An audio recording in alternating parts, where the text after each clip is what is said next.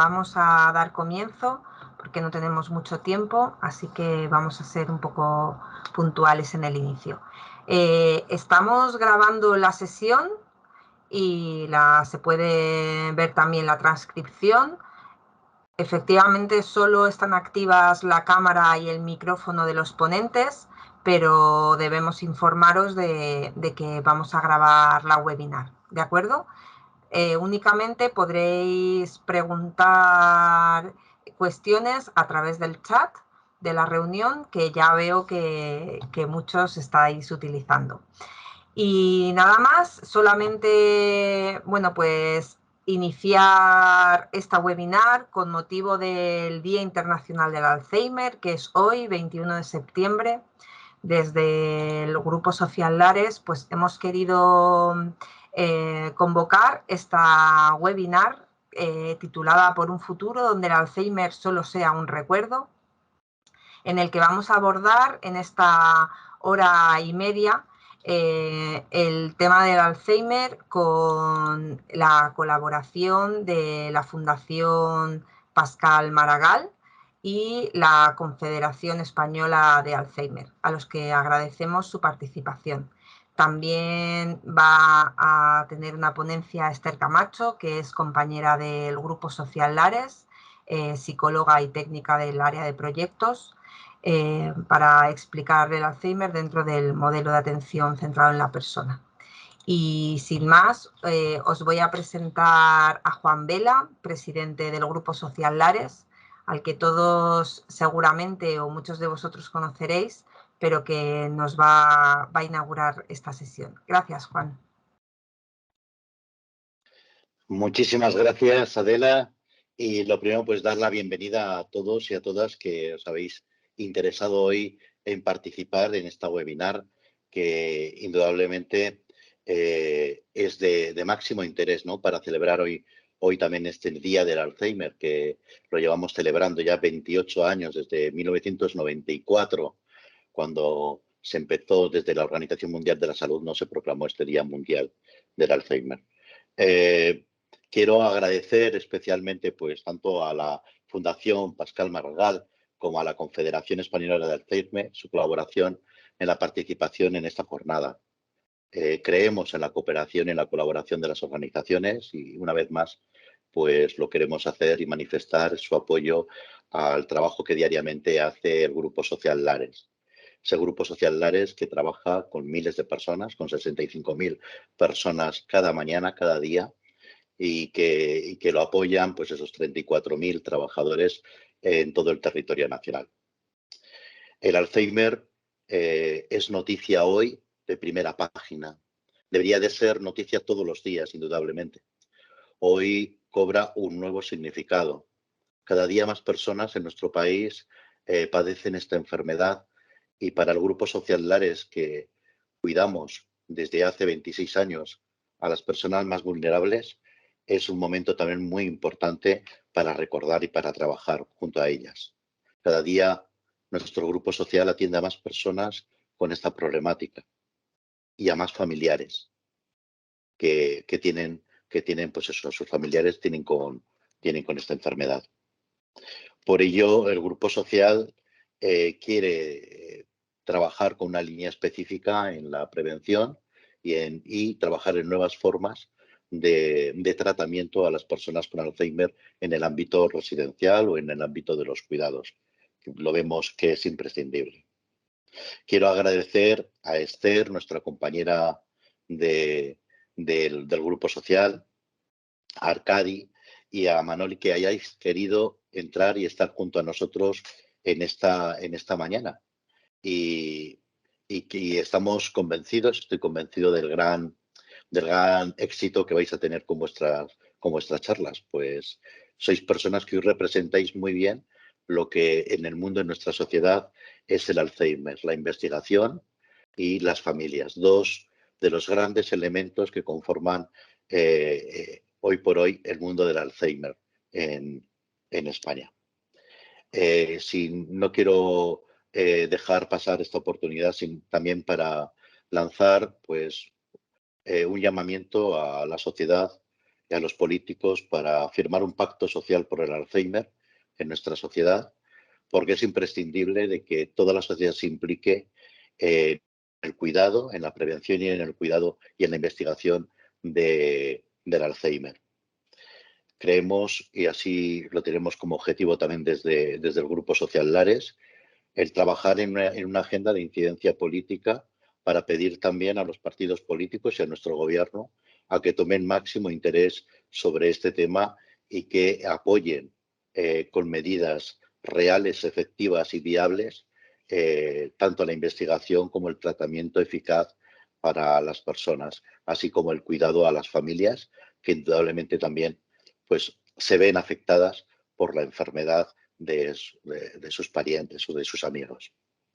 Muchísimas gracias y vamos a disfrutar de una jornada que indudablemente es muy importante para nosotros, para Lares, y que pensamos que, y debido al gran interés que ha demostrado por la cantidad de gente que se ha apuntado, también es de interés de la sociedad en general y de todos. O sea que muchísimas gracias por participar y adelante.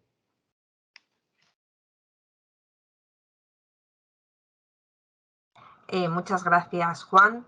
Pues ahora vamos a presentar a don Arcadi Navarro, de la Fundación Pascal Maragall, que es director de la Fundación y del Instituto de Investigación de la entidad, del Barcelona Beta Brain Research Center.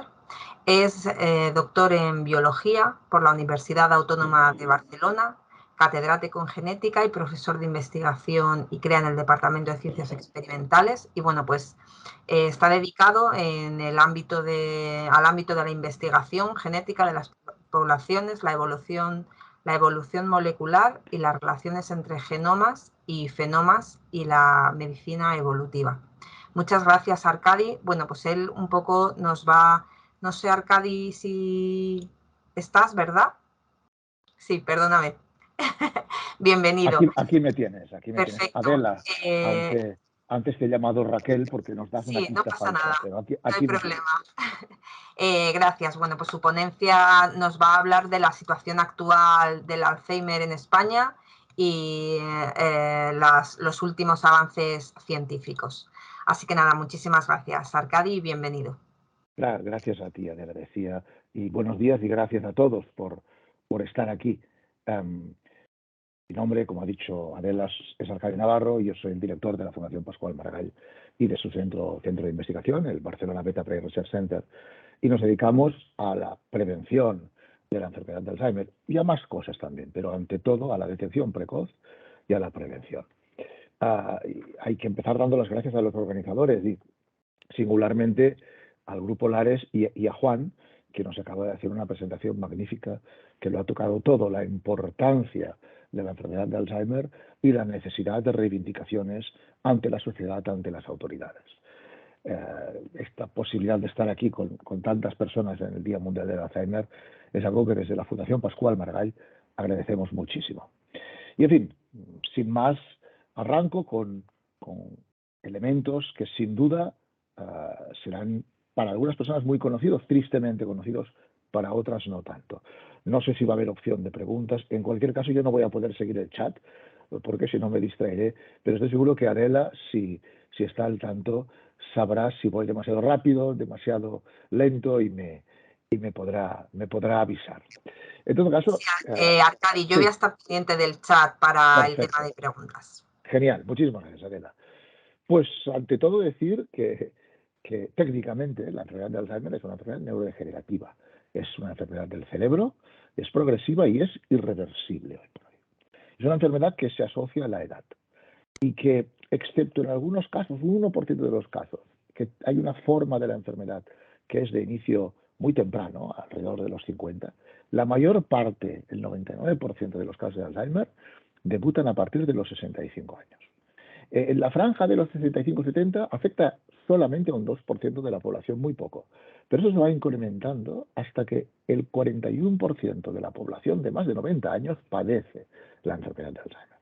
Y además hay otras personas de esa edad que padecen otras enfermedades neurodegenerativas otras demencias quizá. El caso del Alzheimer es hasta el 70% de las demencias asociadas a la edad. Conoceremos todos casos, demencia vascular, demencia frontotemporal, demencia con cuerpos de Levy. Alzheimer es la neurodegeneración asociada a la edad, la demencia asociada a la edad más frecuente en todo el planeta. El Alzheimer presenta un cuadro de deterioro cognitivo que es progresivo y que afecta mucho a la memoria, también al lenguaje, a las funciones ejecutivas, a la orientación espacial, y además puede ir acompañado de cambios que no duran a veces mucho, pero a veces sí, cambios afectivos y cambios conductuales. Es una enfermedad, por tanto, extremadamente compleja.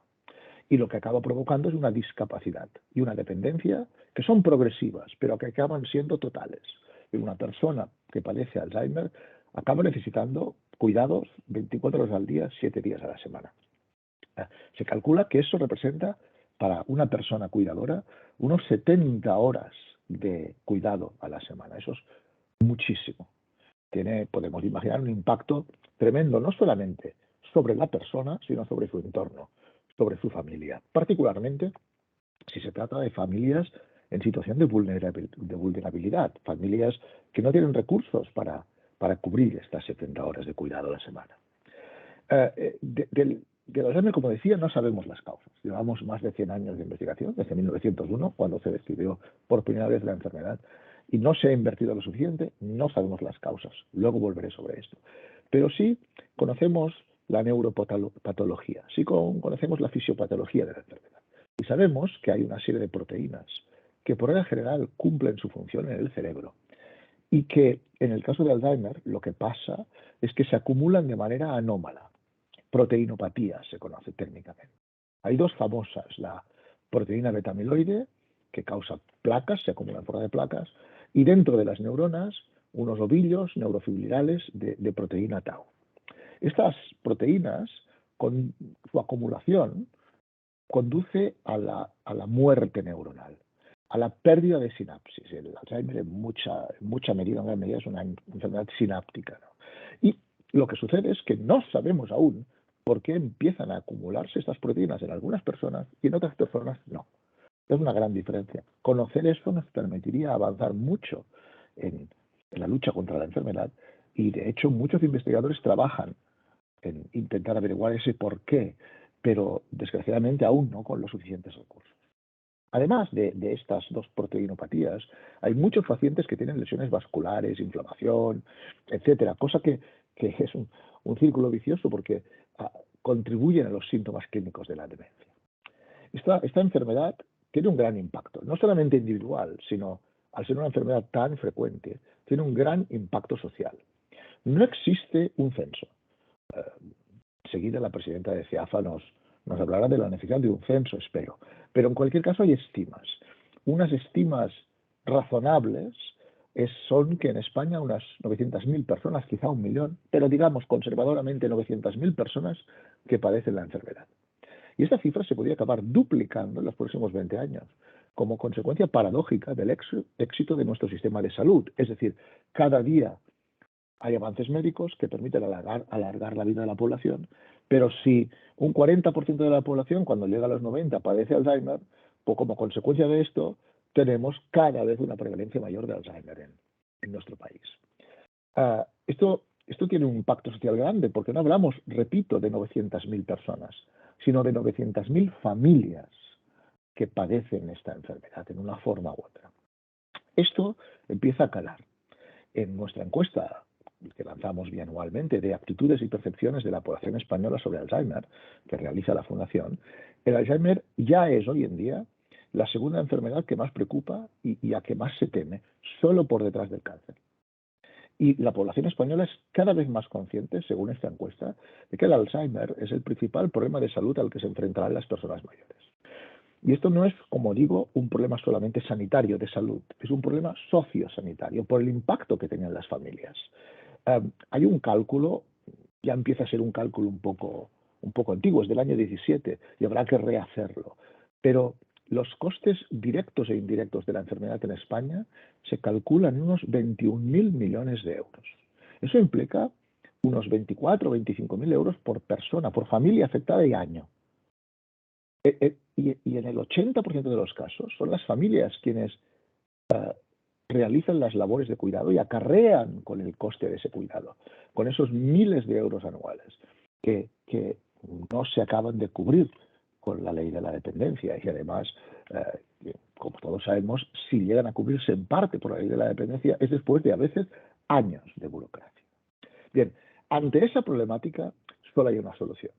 Y la solución a largo plazo, la solución para las generaciones futuras, es la ciencia. Entender la enfermedad, entender sus causas, encontrar soluciones, encontrar tratamientos farmacológicos y no farmacológicos.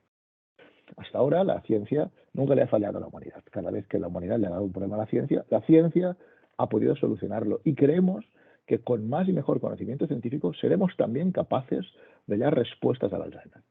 Y las encontraremos. Tarde o temprano las encontraremos. La ciencia hasta ahora, repito, nunca ha fallado. A día de hoy, como les decía, se desconoce el origen de la degeneración neuronal. Pero sabemos que los daños en el cerebro se inician como 15 y hasta 20 años antes de la aparición de los primeros síntomas clínicos. Esto es muy importante. La enfermedad de Alzheimer no es como un resfriado que aparece y punto. La enfermedad de Alzheimer se manifiesta de manera silenciosa en el cerebro mucho antes de que la persona presente ningún síntoma clínico. Y por tanto, hay amplio campo de investigación para abordar la enfermedad de manera preventiva. Si somos capaces, con 10, 15, 20 años de antelación, de detectar a las personas a las que ya se está produciendo acumulación patológica de proteína, por ejemplo, abrimos la ventana terapéutica, ganamos tiempo, ganamos mucho tiempo para poder hacer intervenciones, sean estas farmacológicas, cuando haya tratamientos, como no farmacológicas, intervenciones en los estilos de vida. Es decir, se trata de llevar a cabo un abordaje preventivo que permita intervenir durante ese largo periodo de tiempo silencioso de la enfermedad y frenar, ralentizar su evolución o retrasar su aparición. Estas estrategias pueden ser en el futuro claves para reducir el número de personas afectadas. Calculamos que si existiera un tratamiento que retrasara solamente 5 años la aparición de los síntomas clínicos, el número de personas con Alzheimer se reduciría en un 40% en 10 años. Y esto es tremendo. Para conseguir este efecto, la investigación se desarrolla en distintos campos. En primer lugar, investigación en biomarcadores. Un biomarcador es una molécula, un indicador biológico, que se relaciona de manera causal con la presencia o el desarrollo de una enfermedad, en este caso la enfermedad de Alzheimer. Como les decía, la acumulación silenciosa de proteína del cerebro históricamente se podía detectar mediante una tomografía de emisión de positrones, un PET, o mediante una punción lumbar. Estos parámetros de imagen cerebral o de líquido cefalorraquídeo son altamente fiables, pero claro, no son en absoluto económicos. Son muy costosos. Estamos hablando de cifras de alrededor de 5.000 euros por prueba. Pero actualmente se está investigando muchísimo en biomarcadores en sangre. Y detectar Alzheimer mediante un simple análisis de sangre sería mucho menos costoso, mucho menos invasivo que las técnicas de que disponemos hasta ahora. Y esto podría llegar a revolucionar la detección y la investigación de la enfermedad, porque estaría al alcance de la mayoría de la población y de la mayoría de centros sanitarios. Ya hay biomarcadores en el contexto de la investigación científica que pueden detectar la enfermedad 15 años antes de su manifestación clínica. Esto existe.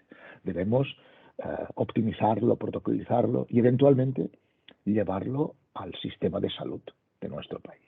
Hay técnicas también de neuroimagen. La neuroimagen en estos momentos es la única ventana que tenemos para ver el cerebro de las personas en vivo. Y estas técnicas, que son muy variadas, nos permiten medir la progresión de la patología en distintos lugares del cerebro. Pues bien, gracias a la combinación de neuroimagen y otros biomarcadores, ya hoy en día, en el contexto, repito, de estudios de investigación, somos capaces de detectar y de definir con mucha precisión la fase preclínica de la enfermedad. Y somos capaces de determinar qué factores pueden ser decisivos para su evolución. Esta información, la combinación de biomarcadores y neuroimagen, nos puede llegar a permitir definir tratamientos personalizados de prevención. En eso estamos. intentar ver a cada persona, según el tipo de patología exacto, según su desarrollo, qué intervención se le puede recomendar. En primer lugar, se trata de intervenciones en los estilos de vida, porque lo que hemos descubierto en los últimos años es que hay una serie de factores de riesgo que son modificables. Hay evidencia acumulada desde el año 19 de mucho peso científico que sugiere la enorme relevancia de estos factores de riesgo. Algunos de ellos, como decía, son modificables. Quizá los no modificables tienen que ver con la edad y la genética. Claro, esto no lo puede cambiar uno. Pero en cualquier caso los hay de modificables, y estos incluyen cuestiones como la nutrición, la actividad física, la actividad cognitiva, la actividad social, el tabaquismo, el alcoholismo. Todos estos factores, junto a la calidad de sueño o la contaminación ambiental, influyen en el desarrollo de la enfermedad. Y se calcula que 1 de cada 3 casos de Alzheimer es atribuible a factores de riesgo que son potencialmente modificables. Es decir, no como la edad, sí como la nutrición. Por tanto, es extremadamente importante cuidarse. Y para entender bien estos factores, hemos conseguido este conocimiento gracias a estudios de cohorte. Esto, otro aspecto clave de la investigación. Estudios de cohorte son estudios en los que se observa un grupo específico de personas con características comunes durante un largo periodo de tiempo. Es decir, se los va visitando y tomando muestra biológica a través del tiempo. Y en la Fundación Pascual Maragall contamos con uno de estos estudios, un estudio que fue pionero en España y en Europa, el estudio ALFA, una de las cohortes con más participantes, alrededor de 3.000, dedicada a la identificación de biomarcadores y factores de riesgo de la enfermedad de Alzheimer. 3.000 personas voluntarias, en su momento cognitivamente sanas, perfectamente sanas, y en su mayoría familiares de primer grado, de personas que padecieron Alzheimer. Personas que ahora ya están empezando a desarrollar alguna sintomatología y que, por tanto, nos sirven para ir hacia atrás en el tiempo, ver biomarcadores en sangre de hace años, ver qué indicadores biológicos, ver su historia clínica de hace tiempo e intentar distinguir aquellos factores que en su momento nos hubieran servido para predecir. Otro avance muy importante que se ha acelerado en los últimos meses son los ensayos clínicos. La gran esperanza para la prevención de la enfermedad, desde luego, está puesta en poder hallar fármacos. No un fármaco, nunca una bala de plata que lo cure todo, pero como en el cáncer, terapias complejas, diversas, indicadas para distintas edades, indicadas para distintos momentos de la enfermedad. Fármacos que puedan ser administrados en la fase preclínica, idealmente antes del desarrollo de la enfermedad. Lo ideal sería que un diagnóstico de Alzheimer no llegara a producirse nunca, porque lo hubiéramos detectado antes y hubiéramos intervenido antes. Hasta el año 19 se probaron más de 300 moléculas y todas estas fracasaron. Fracasaron porque estaban indicadas para fases muy avanzadas de la neurodegeneración, cuando ya el cerebro está muy deteriorado. Pero ahora hay, en estos momentos, más de 130 fármacos en fase de ensayo clínico que pueden ser muy útiles para tratar el Alzheimer, porque están indicados para fases tempranas de la enfermedad, incluso para fases preclínicas de la enfermedad. Y desde luego hay casos famosos, el caso muy reciente de aducanumab y de la negativa de la Agencia Europea del Medicamento de autorizarlo y de su eventual retirada. Esto fueron malas noticias, pero al final son el ejemplo de que hay fármacos siendo investigados y que nos indican que es un área que no es fácil, que es difícil dar con medicamentos que realmente modifiquen el curso de la enfermedad. Sabemos que en el contexto de un Congreso Internacional de Alzheimer, este próximo mes de noviembre, se presentarán los resultados de 2 de estos más de 100 fármacos. Veremos cómo son. Esperemos que positivos. En fin, para terminar, las conclusiones de mi breve intervención son que hay múltiples factores de riesgo que pueden provocar el desarrollo de una enfermedad tan compleja como el Alzheimer. La investigación en la fase preclínica del Alzheimer y la información que proporcionan los biomarcadores son cruciales para avanzar en la detección precoz y para abrir la ventana terapéutica. Y todos estos mensajes son importantes, pero hay 2 que son los que para mí merecen ser recordados hoy, que es un día para olvidar. Al menos recordemos 2 cosas. Primera, solo con más talento, más esfuerzo y más inversión conseguiremos que la ciencia dé frutos para frenar y hasta curar la enfermedad de Alzheimer. Esto siempre ha sido así. Talento, esfuerzo e inversión. Y mi segundo mensaje es que somos optimistas. Somos optimistas porque es que la ciencia hasta hoy no ha fallado nunca. Esta vez, esperemos, tampoco lo hará. Muchas gracias a todos. Y desde luego quedo a disposición por si hay tiempo para preguntas o lo que sea. Adela dirá. Muchísimas gracias, Arkadi, por esta breve pero muy concisa exposición y sobre todo por la claridad y la importancia de esos puntos claves que has remarcado al final. No sé si hay alguna pregunta en concreto o si no, al final de la ponencia, si hay alguna pregunta concreta para ti, ¿te parece que la lancemos?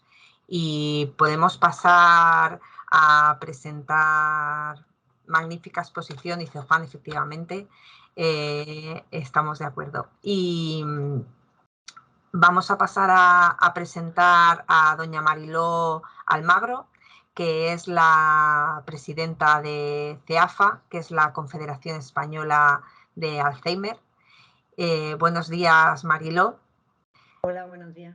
Es presidenta desde febrero de 2022. Empezó su labor como voluntaria en el mundo del Alzheimer cuando su madre fue diagnosticada y desde ese momento empezó en este mundo del asociacionismo,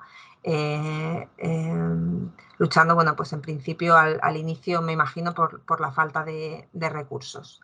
Y la nueva junta de CEAFA tiene como meta continuar trabajando para poner el Alzheimer en la agenda política, buscando el necesario compromiso social para llevar a cabo acciones que ayuden a cambiar el estigma asociado a la enfermedad. Y buenos días, Mariló, muchísimas gracias por querer compartir con nosotros en el Día del Alzheimer este rato y compartir vuestros conocimientos, tú desde la visión que nos vas a dar desde los familiares y cuidadores de personas con Alzheimer. Bueno, ante todo, muchas gracias a vosotros, a Lares, a Juan Vela, a Arkadi, porque todos sumamos, como ha comentado antes Juan, todos sumamos y todos tenemos que estar creando sinergia y retroalimentándonos. No sé si tú vas a poner el PowerPoint.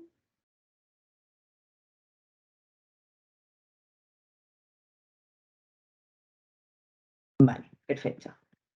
Bueno, pues yo voy a hablar sobre la parte que sé un poco más, que es la parte de la familia y de los cuidadores, por un futuro donde el Alzheimer solo sea un recuerdo. Voy a dar una pincelada al principio sobre cuál es la situación actual, cuál es el perfil de la persona cuidadora, cuáles son las necesidades de quien cuida, las consecuencias, el entorno familiar y el papel de la asociación.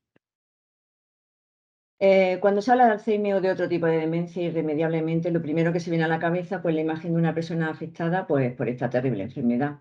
Para que desgraciadamente, lo ha comentado antes mi compañero Arkadi, todavía no existe ni una cura ni un tratamiento eficaz que permita, cuanto menos, cronificarla o mitigar su sintomatología.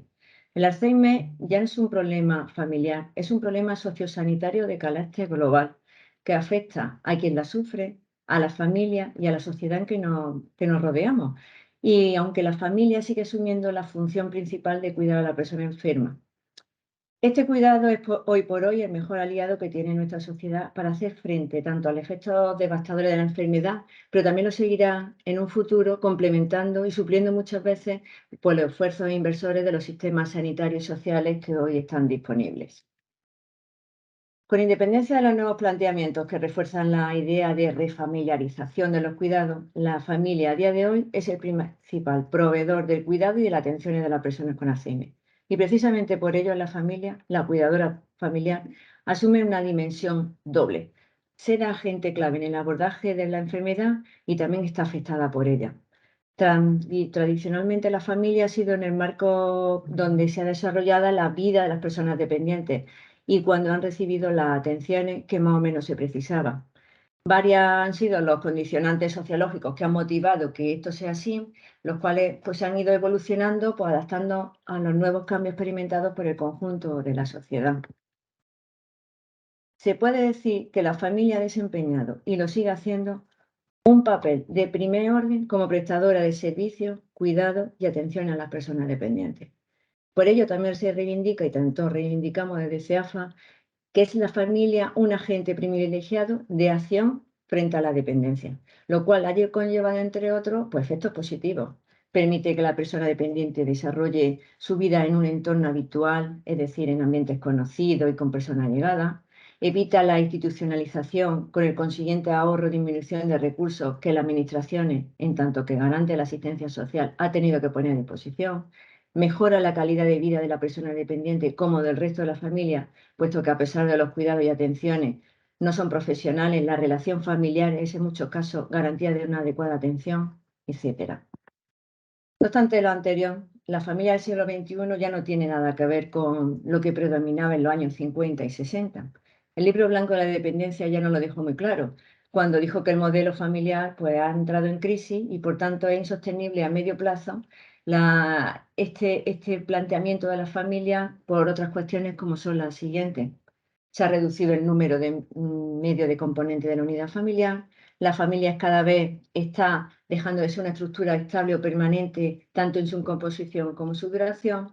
Cada vez son los miembros de la familia que abandonan no solo el lugar del hogar, sino también incluso el entorno social donde se ubica. Hay nuevas oportunidades fuera, económicos o profesionales. También frente a la familia tradicional, en la que muchas veces también coexistían hasta 3 generaciones, con roles claramente diferenciados, en la actualidad adopta otros modelos que a lo mejor están bien alejados de la estructura tradicional y el estatus social de la mujer, la principal valedora del tradicional modelo familiar. Este ha cambiado. Ha pasado de ser simplemente el ama de casa para incorporarse a una vida laboral activa que además compagina con las obligaciones domésticas. Así son las cosas. No es previsible, sin embargo, que la familia deje de ser el principal proveedor de servicio de atención a las personas dependientes. Lo seguirá siendo, pero de otra manera. La familia va a continuar siendo el marco privilegiado de atención a la dependencia en España. Si bien el miembro que sí asume el papel de cuidadora principal va a tener que esforzarse para aumentar la calidad de atención, para que no se produzca una intensidad, pero también para conciliar tanto su vida personal como su responsabilidad adquirida. Si bien cada vez hay más hombres los que asumen las responsabilidades de atención y cuidado, sigue siendo la mujer de manera prioritaria. Situación que hay también muchas veces que es insostenible porque hay que adoptar una decisión radical, hay que poner encima de la mesa quién es el que sigue trabajando, el propio desarrollo personal, la calidad de vida de la persona para decidir. Ahora voy a dar un breve perfil de cuál es el perfil en España, en un estudio que hizo la Confederación Española del perfil de la persona cuidadora. Pues el perfil de la persona cuidadora corresponde a una mujer cuidadora de su padre o su madre que está afectada por la enfermedad en diferentes fases de la evolución.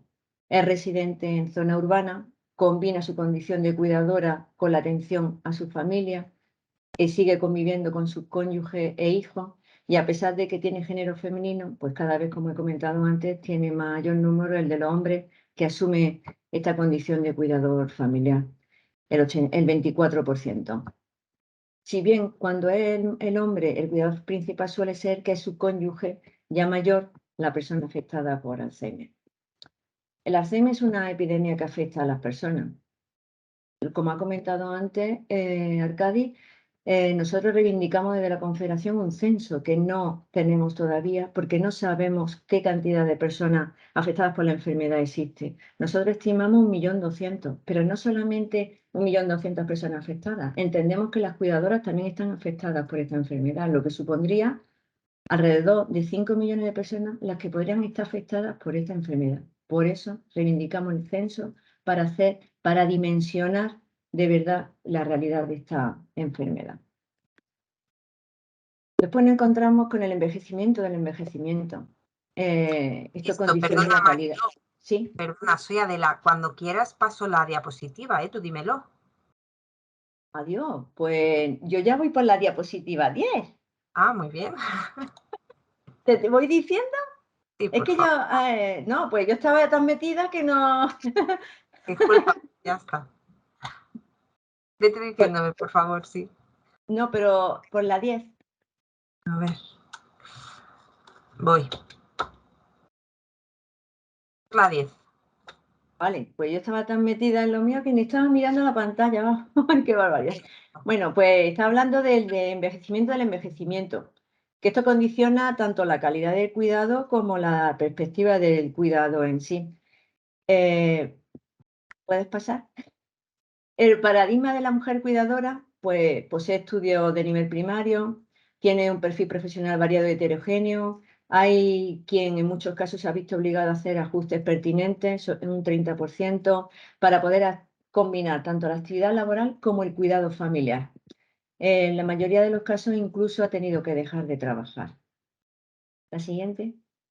El perfil de la persona cuidada se corresponde con una mujer de 78 años de media que vive en el domicilio familiar, sufre la enfermedad de Alzheimer en sus diferentes fases y la convierte en gran dependiente. La siguiente.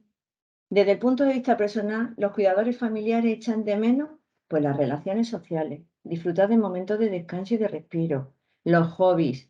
En menor medida también no han podido continuar en activo o están jubilados, pero estos datos también se entroncan, como se ha comentado antes, la tarea del cuidado es a tiempo completo. 24 horas, 24 horas, los 365 días del año sobre los 365 días del año. La siguiente. Pero también tenemos que tener en cuenta el derecho a no cuidar. También hay personas que no quieren cuidar. Y lo mismo que hay personas que dan el paso hacia adelante, también otras dan el paso hacia atrás. También tenemos que tenemos que tenerlo en cuenta. La siguiente.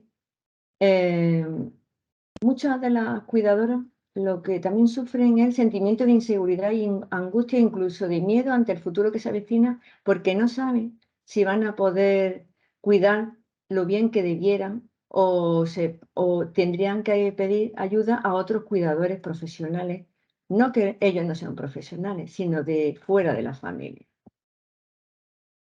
Y la siguiente.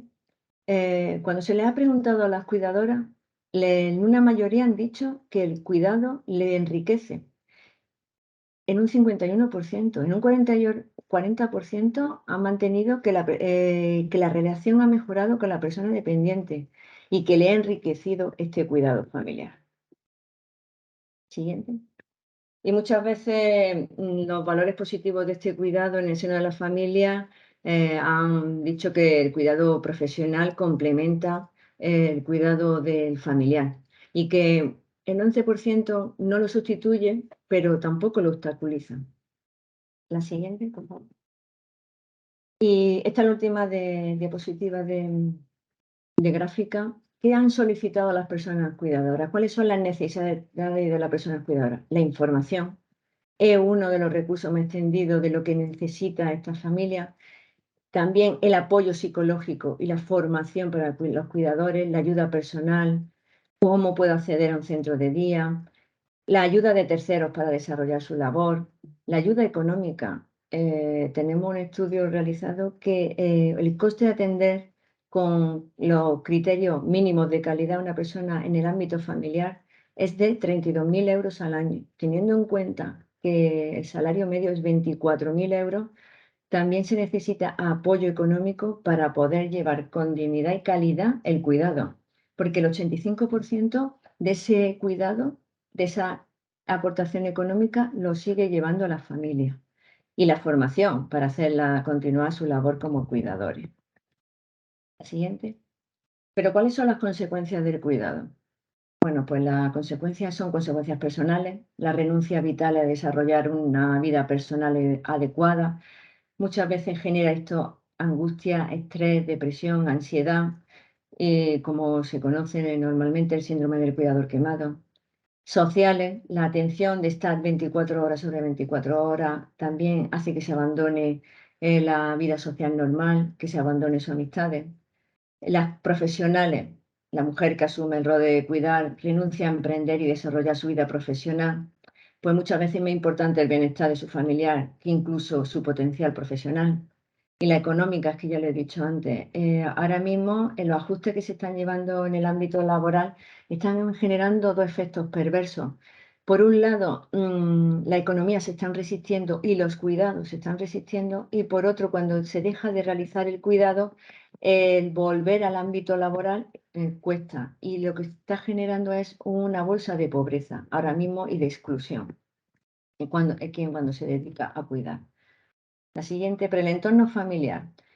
Todos los miembros de la unidad familiar que conviven van a tener efectos colaterales. Alteraciones físicas, en los cuidadores se observa aumento de vulnerabilidad, problemas físicos, astenia, malestar general, va a haber alteraciones psicológicas, nivel alto de ansiedad y depresión en las cuidadoras, estrés emocional, alteraciones sociales. Los familiares cuidadores sufren mayor aislamiento social, menos disponibilidad de tiempo para ellos, que muchas veces debido a ellos porque creen que nadie puede cuidar mejor que ellos. Y como siempre decimos, el Alzheimer afecta tanto a la persona enferma como a la persona cuidadora. También sufre estos efectos colaterales. La siguiente. En la Confederación Española de Alzheimer contamos con más de 315 asociaciones familiares repartidas por todo el territorio nacional, que son en ellas mismas dinamizadoras de la sociedad. Crearon a principios del año 80 y de los 90, ya llevan 32 años trabajando tanto como en las personas enfermas como con las personas cuidadoras, atendiéndolas. La siguiente. Estamos implantados en todo el territorio y es un mayor agente experto en la articulación, propuesta y desarrollo puesta en marcha de las acciones que las personas afectadas necesitan. Pues ahí he puesto un listado. Acogida a las familias tras la comunicación del diagnóstico, información sobre la enfermedad y su evolución, formación dirigida a cuidadoras, asistencia psicológica, grupos de ayuda mutua, atención en el domicilio, las terapias no farmacológicas. Como bien ha dicho antes Arcadi, mientras que no haya terapias farmacológicas, que las que hay llevan ya 20 años, tenemos que seguir trabajando en las terapias no farmacológicas, pero de calidad. Desde la Confederación queremos tener científicamente comprobado, y en ello estamos trabajando con el CRE Inselso, el Centro de Referencia Estatal, y la Universidad de Salamanca, para que validen científicamente estas terapias no farmacológicas, la fisioterapia, unidad de respiro, etc. Desde aquí quiero dar las gracias a Lares, quiero dar las gracias por este Día Mundial del Alzheimer, que nuestro lema también es investigación en el itinerario de la demencia.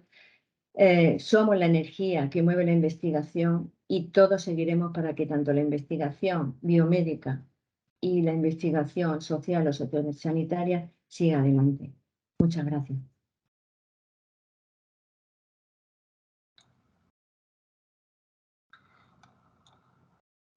Gracias, Mariló.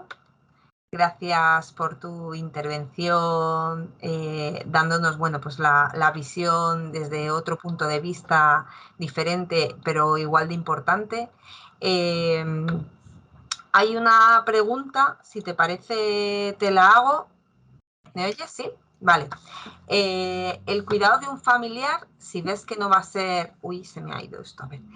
Si ves que no va a ser eficaz por la cercanía y la implicación emocional, siempre es mejor buscar ayuda de profesionales externos. Pasa como con los tratamientos psicológicos a familiares de primer grado o gran afinidad. Esto es como un comentario un poco... Sí, totalmente de acuerdo. Si el cuidado en la familia, en el ambiente familiar no es el adecuado, para eso están los cuidadores profesionales también, claro, totalmente de acuerdo. Además, es que cuidar a una persona no puede solamente el familiar, siempre va a tener que prestar ayuda un cuidador profesional o ajeno al entorno. Estamos totalmente de acuerdo, porque el cuidado son 24 horas del día. Y eso, el síndrome del cuidador quemado, y está. Después hay problemas, porque también cuando deja de cuidar, también se tiene que cómo reinsertar en la sociedad. Y para ello tiene que haber cuidado en torno, por eso he dicho al principio que no es un problema ya solo de la familia el Alzheimer, ¿no? no es social, ya afecta a toda la población. Entonces, tenemos que prestar ayuda, nos tienen que prestar ayuda y entre todos crear redes y sinergia entre uno y otro. Totalmente de acuerdo. Muchas gracias, Mariló. Bueno, pues si os parece, esperamos a ver si hay alguna pregunta más al final en relación al entorno de la persona con enferma de Alzheimer, y vamos a pasar a escuchar a Esther Camacho, que es psicóloga y técnico del área de proyectos del ARES. Buenos días, Esther. Bienvenida a la reunión. Hola, Adela. ¿Qué tal? Bien, gracias. Bueno, pues Esther va a hablar sobre el Alzheimer y el modelo de atención integrada, integral centrada en la persona, y es psicogerontóloga especializada en buen trato, y actualmente trabaja en proyectos en el Grupo Social Lares, concretamente en el proyecto de AICP.com junto a Fundación Pilares, y otros como no sujeciones o nutrición y ejercicio activo. Y nada más, muchas gracias, Esther, y adelante. Gracias, Adela. Voy a compartir unas diapositivas, así que si me permitís, un segundito. A ver.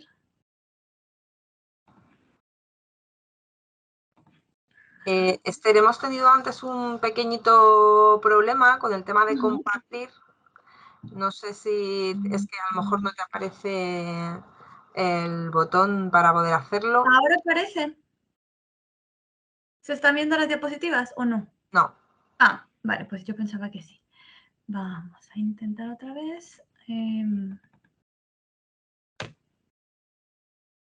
¿Ahora se ven? Sí, ahora sí.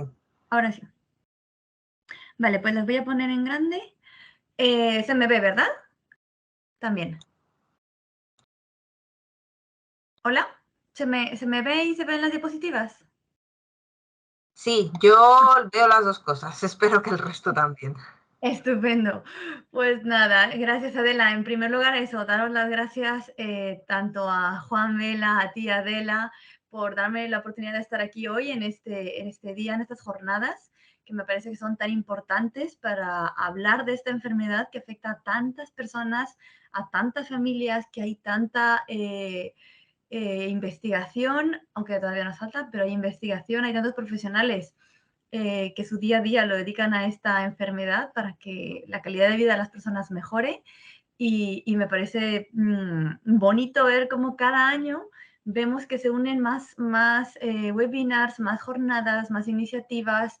Las asociaciones, aquí hemos tenido la suerte de tener a dos de las gigantes, ¿no? A Pascual Maragall y a CEAFA, que hacen una labor súper importante en investigación y en atención a las AFAs, ¿no? Esos centros para las familias y las personas afectadas de esta enfermedad.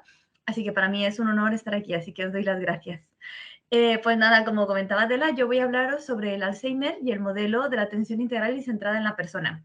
Esta mañana he visto que tanto Arcadi como Mariló han hablado ya de un poco de esta enfermedad, por lo que voy a intentar pasar unas diapositivas donde hablaba inicialmente de esta, pues de la forma más ágil y poder centrarnos en ese modelo, ¿no? De la atención integral y centrada en la persona.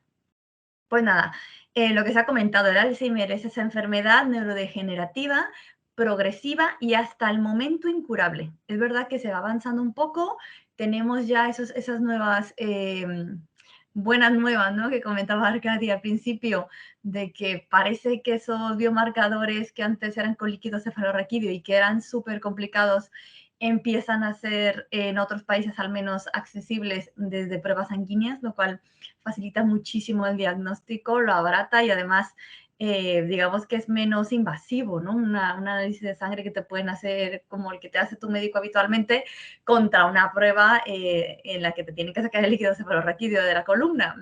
Entonces, son muy buenas noticias que vienen ahora, a pesar de que los fármacos que se estaban investigando, todo el mundo escuchó lo que pasó durante la época del COVID, ¿no? Con ese famoso fármaco que finalmente se paró por lo menos se ha probado esa investigación, ese fármaco, así que tenemos esperanzas.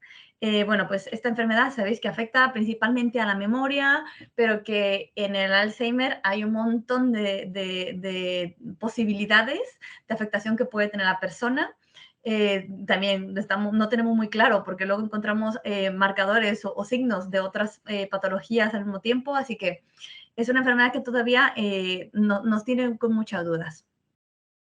Bueno, pues sobre el Alzheimer se ha mencionado que hay un problema, ¿no? Para conseguir esas cifras, como comentaba Mariló, que hace falta ese censo tan importante que CEAFA va luchando durante muchos años para saber cuántas personas están afectadas. Yo encontré este dato que era de 2019, ya estamos en el 22, o sea que estamos también ahí un poco atrasados como siempre, pero que nos decía que había 800.000 personas afectadas en España con la enfermedad de Alzheimer. Y me puse a buscar las cifras de las ciudades para ver un poco, de las comunidades autónomas, para ver con qué población podría yo verlo. Y me di cuenta que... Un momentito. No sé si puedes ver que hay como un cartelito que dice Tim está compartiendo. Vale, perdona, pensé que no lo veíais. Ya está. Perfecto. Gracias. Pensaba que no se veía, perdonad. Pues resulta que la población que tiene Navarra es de 659.232 personas, como podéis ver en la parte baja de la pantalla. Aquí nos pone que hay 800.000 con Alzheimer, o sea que sería la población de Navarra más Melilla y Ceuta. Fijaros que aquí, si lo comparamos con las poblaciones, podemos ver la proporción, el gigante que es el Alzheimer, ¿no? El 60 o 70% de los casos de demencia. Aparte encontramos que afecta entre el 4 y el 9, tenemos otra vez el problema para poder medirlo, de la población mayor mundial, y que es una enfermedad que, como muchas otras, afecta principalmente o con mayor medida a las mujeres.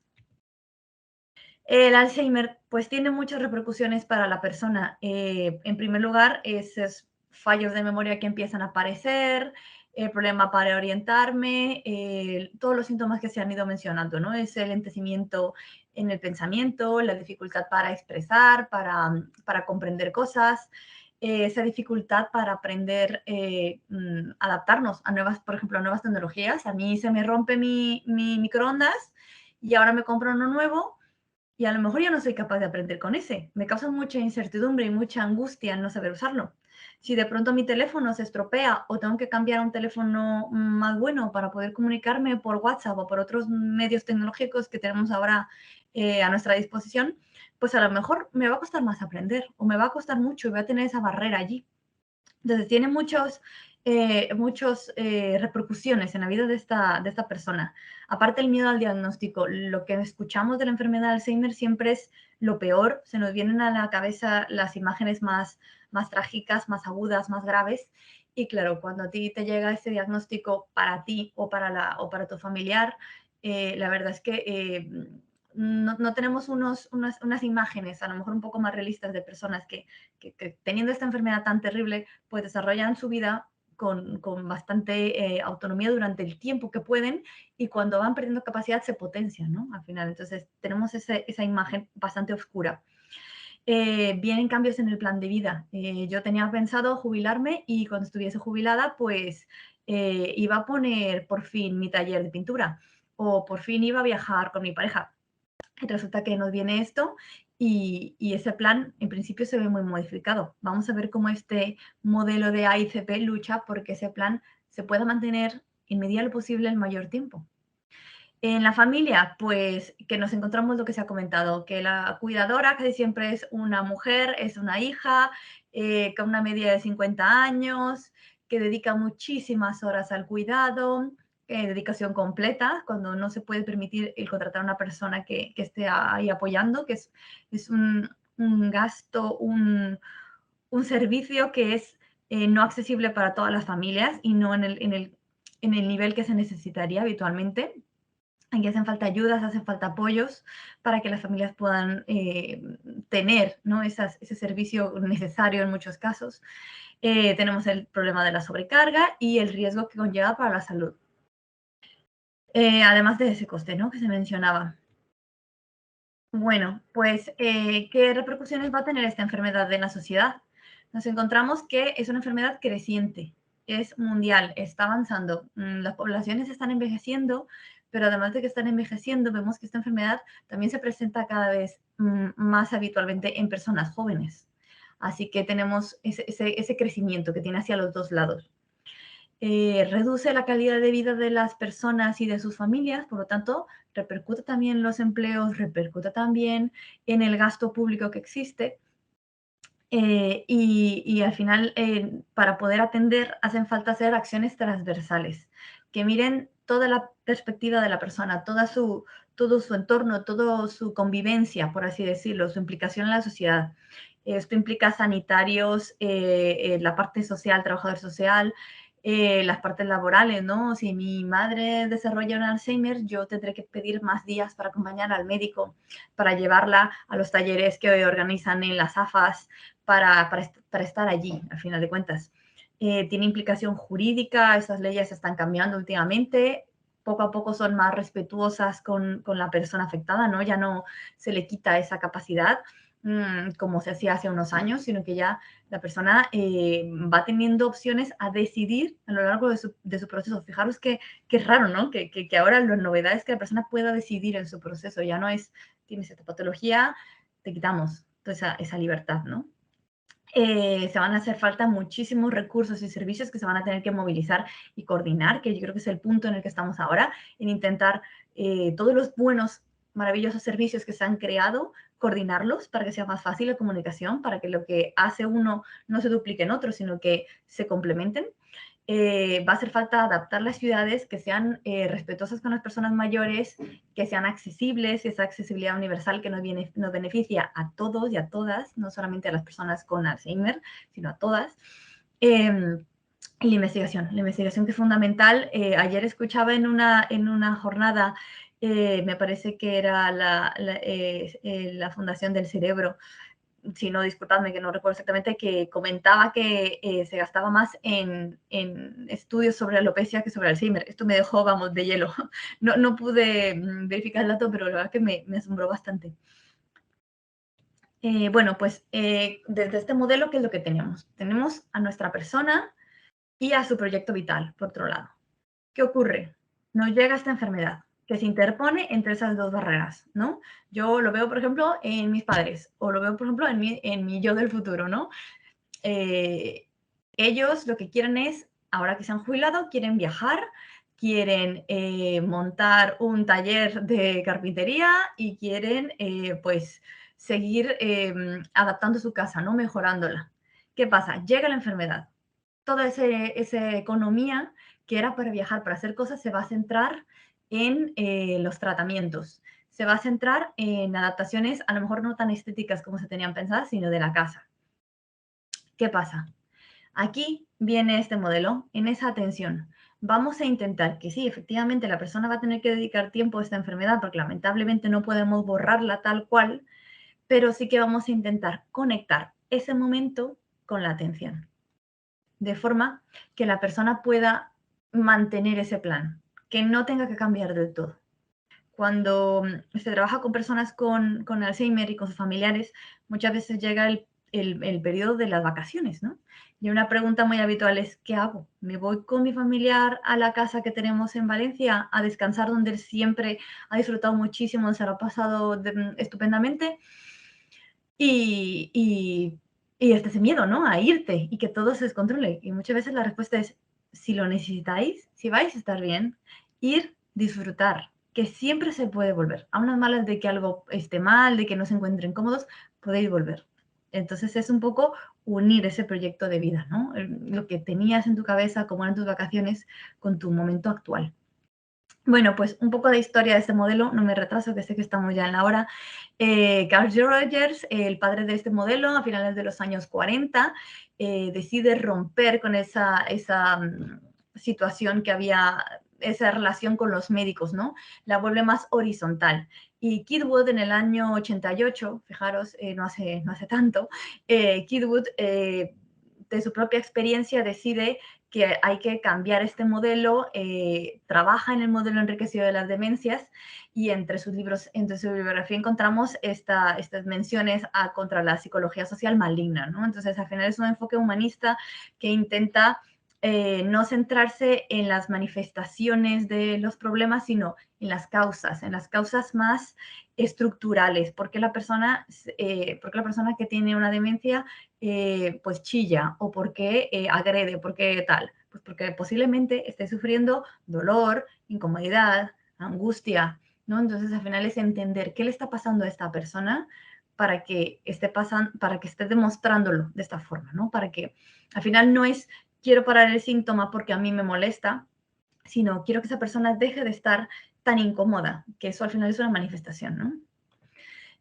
Bueno, pues aquí en cuanto a la persona, voy a volver a hacer la misma referencia. La persona, pues se convierte en el centro de la atención, los servicios se adaptan a la persona y no al contrario, ¿no? Al final, tú tienes en cuenta una técnica, una estrategia, una forma de intervenir, pero tienes que tener en cuenta cada persona de las que tienes, qué historia de vida tienes, de dónde vienen, qué les interesa, qué les molesta.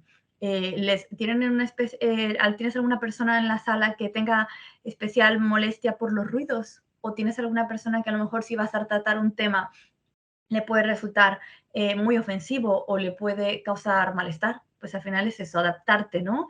Entender que las personas no son todas iguales, que hay un gran abanico. Al final, lo que siempre se dice, las personas mayores, según como nos vamos haciendo mayores, vamos cambiando, vamos diferenciándonos más unos de otros, ¿no? Los niños al final son muy parecidos, juegan casi con lo mismo, hay como una parte de la personalidad que es muy similar. Pero según cómo vamos creciendo, las historias, lo que hemos vivido, nuestras experiencias, nuestro carácter, nuestra personalidad se va afianzando y nos vamos volviendo cada vez más diferentes. Bueno, se basa en un conocimiento real de la persona, no solamente esta es Esthercita en la residencia y tiene Alzheimer desde hace 4 años, sino esta es Esther, fue psicóloga, le gustan los animales, le gusta tal música, no le gusta estos temas. Al final es conocer a la persona y saber quién es. Y sobre todo, reconocer, algo que no tendría que ser sorprendente, la dignidad y los derechos de la persona. En cuanto al equipo, el equipo es reconexión de servicios, lo que decía, esa necesidad de que todos esos estupendos servicios que existen se conecten para que puedan funcionar. Una reconexión entre profesionales, que haya comunicación certera, buena entre todas las áreas de la residencia o del centro que va a intervenir, que haya buena comunicación y que todo el mundo tenga información sobre algo que ha ocurrido especial para una persona, por ejemplo, si es su cumpleaños, que todo el mundo lo sepa, que ubiquen bien, que también el equipo se implique con la persona, que se presenten, que también puedan tener una relación no solamente de servicios, sino también de persona a persona. Técnicas que ayudan a facilitar a conocer a esa persona, ¿no? Como las historias de vida, el plan de vida, conocer todas esas estructuras, esas realidades de la persona y sobre todo trabajar desde la empatía. En la familia, pues implicarlas en las intervenciones, o sea, son muy necesarias en esas intervenciones porque son también quienes van a dar gran parte de esa información de vida, de quién es la persona, quién ha sido, cómo ha sido su participación en grupos, cómo ha sido su participación en la familia, cómo podemos hacer que esté más cómoda en el centro o en donde esté, en casa. Hay que trabajar pensando en las capacidades y limitaciones de la familia, que habrá familias que puedan permitirse ciertos recursos, familias que necesiten mucho más ayudas, familias que a lo mejor tienen unos horarios específicos en los que podemos acogernos. También esa persona clave, ¿no? Que le cae especialmente bien a la persona afectada, que puede ser también una llave de entrada para acercarse, para conocerla. Hay que darles información y orientación sobre lo que está pasando, lo que va a pasar, tranquilizarles, enseñarles que esto es una cosa que va a largo plazo, que no hay que gastar toda la energía en el minuto 1, sino que hay que estar en ello. Y cuidar muchísimo de la persona que cuida, que esto ya hay bibliografía para aburrir. Bueno, la atención integral y centrada en la persona y en la sociedad, lo que va a hacer es buscar la integralidad de la persona, conectividad de recursos, como se ha dicho, ofrecer conocimiento y sensibilización sobre este tipo de patologías, que lo que representan, la cantidad de personas que están afectadas, por lo que es una cosa que llevamos todos llevamos el Alzheimer, no es solamente de la familia que lo tiene, sí, toda la sociedad la llevamos. Respetar bastante los derechos y obligaciones de las personas mayores, tenerlos muy en cuenta, empezar a visibilizarlos y crear una red de apoyo. Y bueno, nada más, me despido con esto, os doy las gracias, he intentado acotar lo máximo que he podido y no extenderme. ¿Vale? Esther, tenemos todavía un poquito de tiempo. Luego entrarán las preguntas, pero si quieres ampliar un poco más esta última parte de la relación con la atención integral centrada en la persona, tenemos tiempo. Vale, como que yo he tenido aquí el cronómetro y dije, me he pasado 5 minutos, estaba yo ahí con miedo. Vale, pues si me dejas 5 minutitos, 3 minutitos. Claro que sí. Pues simplemente, pues eso, comentar que para el tema de la ICP no solamente se interviene con la persona en sí, sino que vamos a tener que intervenir incluyendo a todo el mundo, ¿no? Ahora tenemos unos estupendos servicios de atención primaria, por ejemplo, que son los primeros que contactan junto con las farmacias, que también sé que hay alguna investigación que va en ese sentido, son los primeros personas sanitarias que contactan con las familias, con las personas y a las que les plantean esas primeras dudas. Mira, ¿tienes alguna vitamina? Porque veo que me está faltando la memoria, que se me olvidan las cosas. Al médico de familia, pues, o la misma persona que dice, mira, pues he visto que se me han olvidado las llaves de casa, que esto me está preocupando un poco, o la hija o el hijo o la pareja que acompaña al médico, ¿no? Y que dice, oye, es que mamá cada vez está peor en cuanto a memoria y se olvida las cosas, aunque la persona a lo mejor no sea consciente de ello, ¿no? Entonces, muchas veces cuando las personas llegan ya a la consulta de neuropsicología, de psicología, de neurología o de evaluación en general, que se les hacen las pruebas, esas pruebas de screening, ¿no? Que tenemos, que nos permiten conocer, aunque no son especialmente sensibles en partes muy iniciales, necesitamos a lo mejor saber un poco más. A lo mejor ese vista, ¿no? De que había algún problema, de que había alguna historia con la memoria que empezaba a fallar, que el lenguaje a lo mejor había más momentos de punta de la lengua de lo que hace unos años, eso lleva a lo mejor la familia conociéndolo y sabiéndolo años. Entonces, fijaros cómo es importante pues integrar. Al final se trata de esto, de buscar los derechos de las personas que estén allí, que puedan decidir, que puedan seguir participando, incluyendo también a su entorno, ¿no? De quien quiera en su entorno. También eso hay que decidirlo, ¿no? Entre los cambios legislativos que estábamos encontrando, me resultaba muy interesante que no es solamente yo decido quién puede cuidarme cuando me llega una enfermedad, sino que también puedo decir quién no quiero que me cuide bajo ninguna circunstancia, ¿no? Porque los roles familiares y las situaciones familiares a veces son bastante complejas y yo creo que pasa en todas las familias. Entonces, esto, al final, creo que estamos avanzando hacia un modelo que sí que permite que la persona tome decisiones de forma activa, que siga participando, que siga desarrollando ese plan que tenía. Si la persona, por ejemplo, le gustaba muchísimo la política, pues que pueda seguir hablando de política en la residencia o en el centro de mayores o en el grupo en el que participaba. A lo mejor participaba en una mesa de su comunidad, del ayuntamiento o de su distrito, yo qué sé, que la persona siga participando, siga formando parte, a lo mejor ayudándole un poco a reducir esos momentos de problemas que pueda tener, ¿no? De fallos, pues a lo mejor pequeñas ayudas que le faciliten el poder mantenerse allí, al final lo que nos van a dar es una mayor calidad de vida. Yo creo que es lo que todas y todos queremos para cuando seamos mayores, ¿no? Y para las personas mayores que queremos. Así que nada, Adela, ahora sí, te agradezco este tiempo extra que os he robado un poco para poder explicarlo un poquito mejor. He querido centrarme muchísimo para no abusar del tiempo. Muy bien, pues muchísimas gracias, Esther. Gracias por tu exposición. Y si os parece, dejamos ahora unos minutos para que los asistentes a la webinar puedan expresar o hacer sus preguntas. Tenemos alguna pregunta que nos ha quedado al principio para Arcadi. Se la vamos a plantear.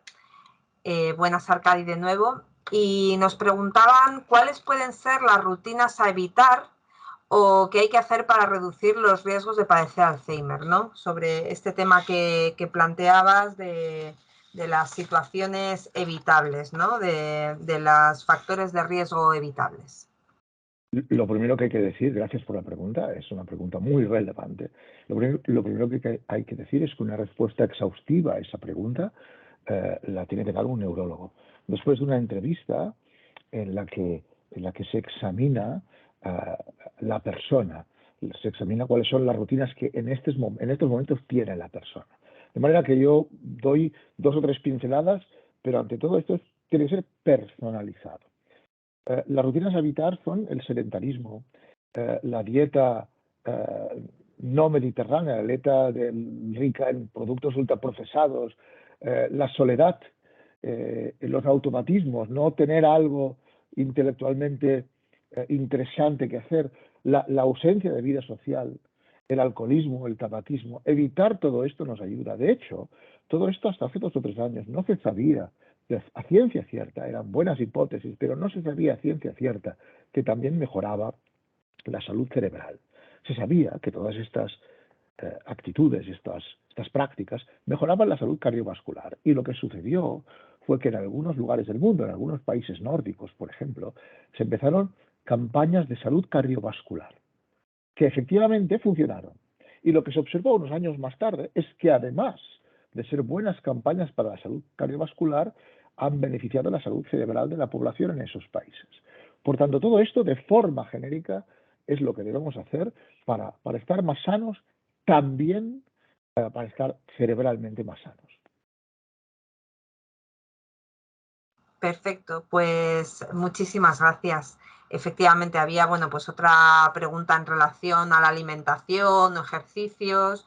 Bueno, yo creo que la pregunta está ya respondida también. En cuanto a esos factores generales, ¿no? Sobre la buena nutrición o alimentación general, sin entrar a lo que cada persona necesita de manera particular, ¿no? Que eso se necesita un profesional para determinar la particularidad de cada uno. Pues muchísimas gracias. Nos preguntan también por las primeras faltas de memoria por edad y Alzheimer, ¿no? Si eso es una cosa, como hablaba Esther al final, que se puede determinar la diferencia o... Sí, se puede. Muchas personas, a partir de cierta edad, acabamos experimentando lo que se conoce como quejas subjetivas de memoria. O sea, esta sensación de que, me olvido de los nombres, esto no lo tengo presente. Bueno, esto, en una buena parte de los casos, es algo que nos ha sucedido toda la vida. Yo mismo tengo la conciencia muy clara de que tengo problemas con los nombres de las personas y incluso no solamente cuando me hacen trampa como tú, Adela, que te llamas Raquel Andreu, sin que pase eso tengo problemas con los nombres.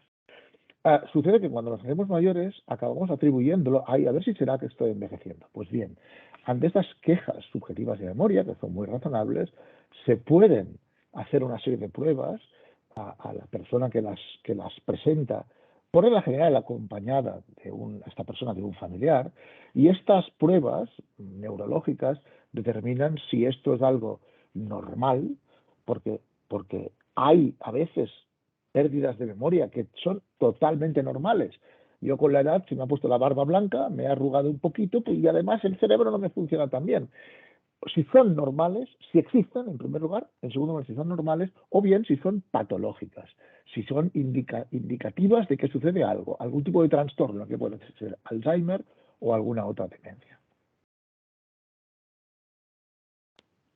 Muy bien, pues muchas gracias. Yo creo que esta pregunta estaba un poco más enfocada a la siguiente pregunta a Mariló. Nos preguntan, bueno, que una persona no ha tenido una experiencia personal con el Alzheimer, pero quizá un poco desde el punto de vista del familiar, del cuidador, ¿no? De la persona que está cercana, cómo se puede, bueno, pues saber, ¿no?, las fases de esta enfermedad que puedes detectar o que puedes ir descubriendo o pasando junto con tu familiar que padece la enfermedad.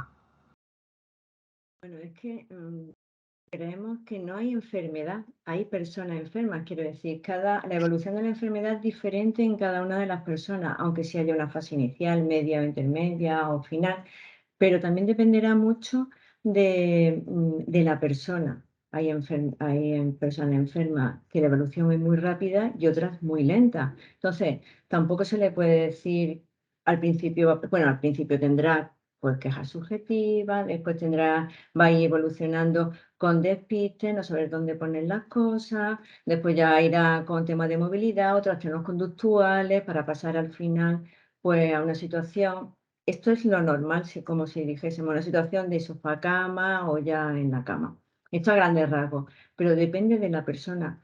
También se ha visto que en personas más mayores avanza la enfermedad más lentamente, por el contrario que pudiera parecer, que en personas jóvenes avanzarían más lentamente. Pues no, ahora en personas mayores avanzan más lentamente que en jóvenes, que también es uno de los temas que, igual que ha dicho Esther, la importancia de ver las preferencias, necesidades y reivindicar los derechos de las personas enfermas. Ahora mismo con el diagnóstico precoz, cada vez se puede diagnosticar en fase más al principio de la enfermedad, ¿no? Entonces, ahí también tenemos el panel de expertos de personas con Alzheimer en CEAFA. Tenemos personas diagnosticadas de manera muy precoz que están validando como si lo que está haciendo CEAFA ahora mismo, por aquí quiero, porque yo decido, porque yo tengo la enfermedad, yo quiero que se cambien legislaciones, que se cambie el modelo de actuar conmigo, incluso quiero que no me cuide mi mujer, que me cuide otra persona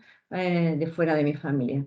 La necesidad también de esos diagnósticos precoces para planificar la vida, porque como he dicho antes, normalmente ahora mismo estamos viendo que las personas jóvenes están cuidando a sus hijos y a sus padres, y también van a necesitar cuidado ellos. Entonces, no hay enfermedades, hay personas que van evolucionando de manera diferente. Muchas gracias, Marilo.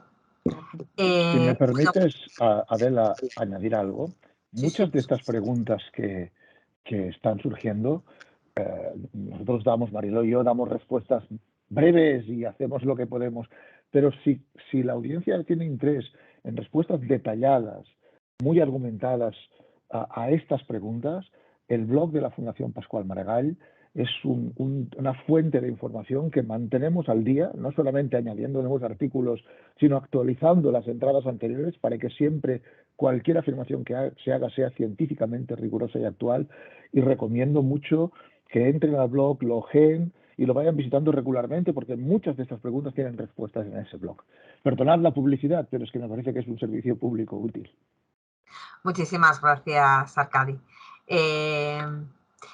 Esto... Te iba a decir, Adela, porque he visto en el chat diciendo que a nivel farmacológico, cuando un neurólogo receta los parches transdérmicos, desahucian farmacológica al paciente, y que si esto es así o algo así. Bueno, al principio es los parches y ya está, pero vuelvo a repetir, las terapias no farmacológicas, la importancia de las terapias no farmacológicas. Ahora yo voy a hacer también publicidad de mi libro, como Arcadi, en la página web de CEAFA, en publicaciones, hay 2 documentos donde se habla de las terapias no farmacológicas, cuáles son las terapias no farmacológicas que toda la estructura hace, todas, aparte de otras nuevas, y están validadas, y la metodología, por si quieren acceder a ellas también.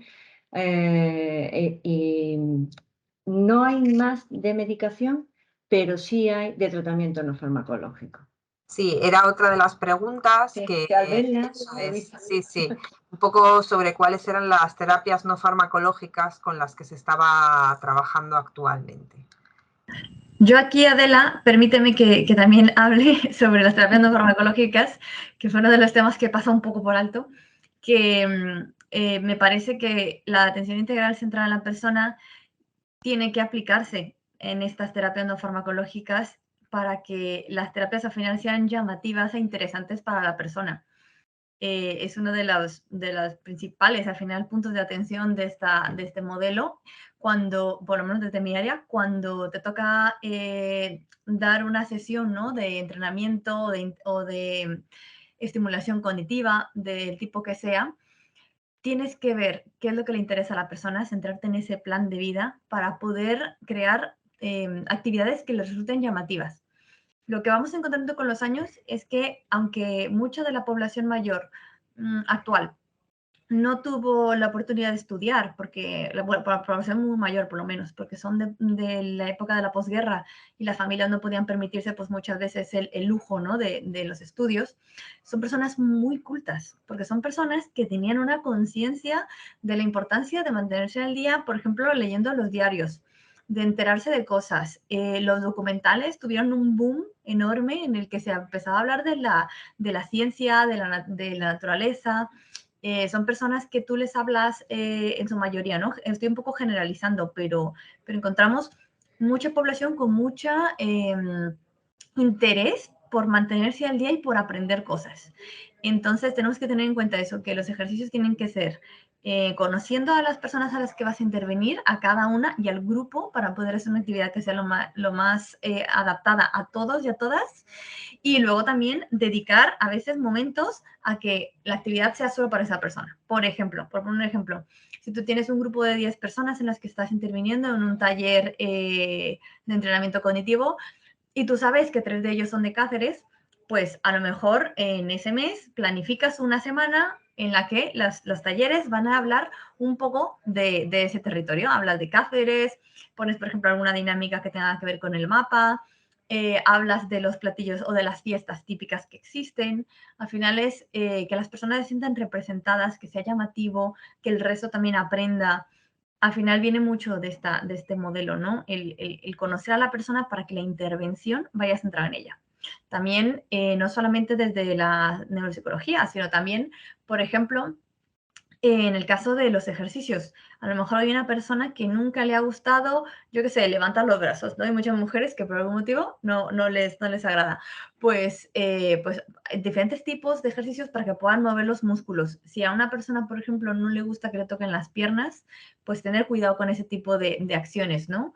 Ya estoy hablando de fases a lo mejor intermedias, pero quizás cuando la persona ya está en cama y que tiene menos movilidad, pues también cuidar mucho, ¿no? Estas terapias sensoriales, de mantener siempre el contacto con la persona con una mano para que te oriente, sepa dónde estás, tratar siempre con muchísimo respeto a la persona, los movimientos tienen que ser suaves, la persona tiene que saber que te vas a aproximar a ella, por ejemplo.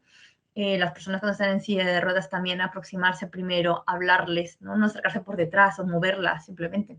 Entonces son muchas partes de lo que viene del buen trato de este modelo ITP que nos van a ayudar a que esas terapias, esa atención sea lo más respetuosa posible. Y nada. Gracias, Esther. Antes de que te vayas, nos preguntaban o te preguntaban qué escalas son las mejores para hacer un buen cribado en las fases iniciales. Bueno, hay bastantes escalas. En principio, lo que se suele utilizar, así como la de cajón, es el mini mental, porque nos da una información bastante global de la persona, es muy rápida y entonces nos puede decir por qué áreas tenemos que meternos. O sea, digamos, eso sería lo primero, junto con la entrevista. La entrevista es muy importante, lo que te cuenta la persona, lo que te cuenta el acompañante, el informador o la informadora, porque te va a dar muchísima información. Y a partir de ahí, yo creo que no podemos casarnos con un test. Yo creo que según lo que vamos a evaluar, tenemos que ir utilizando el resto. Por ejemplo, el test Barcelona tiene unas pruebas que son muy interesantes. A mí me gusta mucho a veces aplicar el test, el Eurotest, porque nos da muchas pistas sobre el control que tiene la persona del dinero, ¿no? Que hay veces que son cosas que se piensan que se mantienen porque uno paga con su billete o paga con la tarjeta y no notas esa pérdida de la capacidad de usar el dinero. Entonces también el Eurotest nos va a dar mucho uso y es un test en abierto que no se conoce mucho. En cuanto a alteraciones de conducta, de lo que nos puede decir el informador, me parece que el Behave también nos da mucha información, el NPI, El test de Pfeiffer también es muy bueno porque nos da información de memoria, de información, de orientación de la persona. El test de reloj también es uno de los básicos porque nos dan una información clave como en muy poquito tiempo, ¿no? Es como una cosa muy, muy física que tenemos allí. Hay muchísimos, el IQ-Code, el MOCA, muchísimos, hay muchísimos test. Yo creo que es eso, que casi todo el mundo empieza con el mini mental. Lo importante es acordarse de usar bien las mediciones adaptadas para la población española, ¿vale? No usarlo y ya está, sino que siempre tiene que haber un conocimiento previo de los test para poder aplicarlos. Y siempre cogernos a la ciencia, siempre cogernos a la buena aplicación de los test, ¿no? Que a veces hay que recordarlo, que hay que seguir lo que te viene en el test. No puedes ni ayudar a la persona, ni dificultarla, o sea, tienes que seguir bien el procedimiento. O sea, al final un buen uso de los test va a ser fundamental. Y eso, y no casarse con ninguno, sino aprovechar todo lo que pueda haber según cada caso. Perfecto. Pues bueno, antes de terminar, hay un par de preguntas más. No sé si todavía está Arcadi Navarro, porque ha puesto que tenía otro evento después. Agradecerle, por supuesto, la intervención y terminamos con una pregunta más, un par de preguntas. Era una pregunta abierta, ¿no? Si consideráis que hay bastantes programas dirigidos a cuidadoras y cuidadores y cómo podría mejorarse la atención y apoyo a estas personas. No sé si Mariló o Esther, quizá Mariló. Bueno, pues me he colado yo. Yo creo que todavía quedan recursos, son recursos insuficientes porque la persona cuidadora todavía no se le ha dado el valor que tiene como persona, el rol que está ejerciendo en la sociedad ahora mismo, el papel que está realizando. Ayudas, pues hemos comentado el tema económico, la formación e información que se necesitan, aunque se hagan campañas de información y de formación. Yo creo que hace falta más apoyo a las personas cuidadoras, más apoyo desde todos los estamentos. Que decía, ahí tenemos un plan integral de Alzheimer 2019-2023 que todavía no ha sido dotado, que se va a revisar y que no se ha implementado todavía, que también está la persona en el centro de atención, tanto la enferma como la cuidadora. Creo que, aunque haya herramientas que puedan servirle desde la administración, desde aquí insto a la administración que las cuidadoras y cuidadores siguen estando ahí. Cualquier tipo de cuidador, formales, no formales, profesionales, no profesionales. La información y la formación, porque al final están cuidando y muchas veces creen que están cuidando bien y no es. Beneficia tanto para la persona que cuida como para la persona a la que está atendiendo. Es necesaria una dotación presupuestaria, no sé dónde, no sé cómo, si en el plan integral, si en los presupuestos, en las administraciones autonómicas, no sé ahora mismo cómo hacerlo, porque si el plan integral no actúa, tampoco revierte en los diferentes territorios, pero sobre todo poner en valor la gran figura de las que cuidan. Gracias, Marilo. Y bueno, pues por último, yo creo que era una pregunta más destinada a Arcadi, que ya no está con nosotros, pero bueno, pues preguntaban, ¿no?, por este tema del diagnóstico precoz de la enfermedad por medio de los marcadores sanguíneos que ha comentado, y si es un tema que se puede ya solicitar, si es algo que actualmente ya está a disposición, si es la sanidad del Sistema Nacional de Salud el que está gestionando esto o es de forma privada. Si es algo que actualmente el tema del diagnóstico precoz de la enfermedad por medio de marcadores, Esther. Yo creo que es una pregunta que Arcadi hubiese respondido mejor, pero por dar un poco salida a esta pregunta, no, el tema de los marcadores, los biomarcadores, actualmente todavía no está disponible en España. Ahora lo que tenemos son las pruebas de APOE4 y de Tau que se tienen y que se hacen por medio de la extracción de líquido cefalorraquídeo. y son pruebas bastante costosas, y también tenemos los estudios con PET, con la magnetoencefalografía, que creo que lo he dicho mal, que también son pruebas muy caras y que, bueno, se usan actualmente sobre todo para investigación. Es verdad que también se hace alguna de forma privada, pero de momento todavía no estamos ahí. Pero estamos muy cerca de que ese momento llegue. Es que los análisis de sangre van a ser una maravilla, porque un médico de cabecera va a poder saber si se tienen esos marcadores y si hay esa huella, ¿no?, del Alzheimer que puede aparecer, porque nos va a ayudar a poder diagnosticarlo de una forma súper precoz, a lo mejor, yo qué sé, una década antes, que nos va a permitir empezar a hacer, aunque ya todo el mundo deberíamos tener en cuenta que tenemos el riesgo de tener Alzheimer, porque vamos a vivir más años, porque pasan mil cosas, ¿no? Hay muchos factores que van delimitando, ¿no? Entonces, tendríamos todos, aunque no vayamos a tener esa enfermedad, empezar a ser conscientes de que hay que cuidar el cerebro igual que se cuida el cuerpo, y que la reserva cognitiva es muy importante. Hacer ejercicios mentales, aprender idiomas si se puede, mantenerse activo al final, cosas sencillas como la lectura, el participar en actividades sociales, que eso al final es muy rico para el cerebro, hacer ejercicios mentales, sudokus, retos, matemáticas, todo aquello que te pueda llamar la atención, que sea novedoso y que sea un aprendizaje, va a ser bueno para el cerebro. Entonces, creo que tenemos que cambiar la cultura, no pensar, ay, pues posiblemente tenga esta enfermedad, pues entonces me voy a cuidar, no, sino que empezar a cuidarnos todos ya de por sí, ¿no? Al final enriquecer el cerebro. Yo veo a mis amigos, a mis compañeros que están en oposición y les digo, mira, si no te sale la oposición, por lo menos la reserva cognitiva que estás haciendo es muy buena, así que alégrate por esa parte. Así que me miran un poco mal, pero bueno, la historia es eso. Todavía no tenemos esas pruebas, se espera que no tarden demasiado y que ahora sí, cuando las tengamos, ahora ya es el momento, ya sabemos lo que hay, sabemos que la reserva nos va a proteger en caso de que llegue una afectación. Pues, ¿por qué no empezar a hacerlo? ¿No? Es un poco lo que yo diría. Gracias, Esther. Sí, desde la Fundación Pascal Maragall nos hacen el apunte de que efectivamente estamos muy cerca, ¿no? Nos comenta. Y bueno, pues que están trabajando en el laboratorio translacional de biomarcadores en fluidos para que estos se puedan trasladar a la práctica clínica. Así que, bueno, pues nada.